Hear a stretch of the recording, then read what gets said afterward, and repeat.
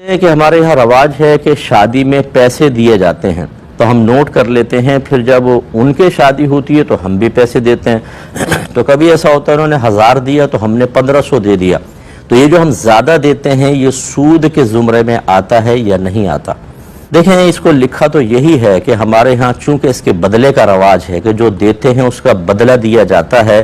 تو اس لیے یہ ضروری ہوگا کہ اگر سونا اور چاندی کی شکل میں دیا اور آپ بھی سونا اور چاندی کی شکل میں دے رہے ہیں تو وزن میں بالکل برابر ہونے چاہیے۔ یعنی اگر سونا دیا تھا آپ بھی سونا دے رہے ہیں تو وزن برابر ہونا چاہیے، اگر چاندی ہے ادھر بھی چاندی تو وزن برابر۔ ہاں انہوں نے سونے کا سیٹ دیا آپ چاندی کا سیٹ دے رہے ہیں تو وزن میں کمی بیشی ہو سکتی ہے،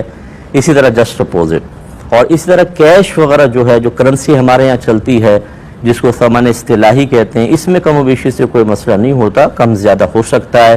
اس میں سود متحقق نہیں ہوگا۔ بس سود کی ایک صورت بن سکتی ہے جو فقہاء نے احتیاطاً یہاں بیان فرمائی کہ ادھر بھی سونا ادھر بھی سونا، اب اگر آپ کمی بیشی کے ساتھ دیں گے تو پھر یعنی وزن میں کمی بیشی ہوگی تو اس میں سود کا معنی متحقق ہو سکتا ہے، اس میں احتیاط کریں۔ اور عمومی طور پہ کوئی اس طریقے سے بدلے دیتا نہیں ہے، لیکن بہرحال ہو تو احتیاط کرنی ہوگی۔ ایک بھائی نے آفر کویسچن کیا تھا کہ میں بعض اوقات جب نماز پڑھتا ہوں تو زبان سے کچھ بھی نہیں بولتا، یعنی ایسا نہیں کہتا ہوں میں پڑھتا ہوں 2 رکعت نماز واسطے اللہ تعالیٰ کے، بس دل ہی دل میں سوچتا ہوں اور نماز پڑھ لیتا ہوں، کیا میرا یہ طریقہ صحیح ہے؟ جی بالکل صحیح ہے، اور سنت ہی یہ ہے۔ نیت کہتے ہیں دل کے پختہ ارادے کو، زبان سے کہنا لازم نہیں ہے، تو لہٰذا اپنے دل میں اگر پختہ ارادہ کیا ہے، مثلا میں ظہر پڑھ رہا ہوں اور آج ظہر کے 4 فرض، تو بس زبان سے کہنا ضروری نہیں، آپ کی نیت ٹھیک ہے آپ نماز پڑھ لیں گے، کہ نیت تو اسی کو کہتے ہیں۔ اور جو ہم زبان سے کہتے ہیں، لوگ عام طور پہ تو کہہ دیتے ہیں زبان سے نیت کرنا، لیکن نیت تو دل کے ارادے کو کہتے ہیں۔ اس کو یوں کہنا چاہیے کہ نیت کو الفاظ کی شکل میں ادا کرنا۔ اچھا جب یہ سنت دل سے نیت کرنا ہے تو پھر زبان سے کیوں کہتے ہیں؟ یہ اس لیے کہتے ہیں کہ ہمارے فقہاء اسلام کے پاس آئے ہوں گے کیسز کہ جی میں نماز میں کھڑا ہو گیا، ہاتھ بھی باندھ لیے، پھر میں سوچ رہا ہوں میں کون سی نماز پڑھ رہا ہوں۔ تو اس طرح غفلت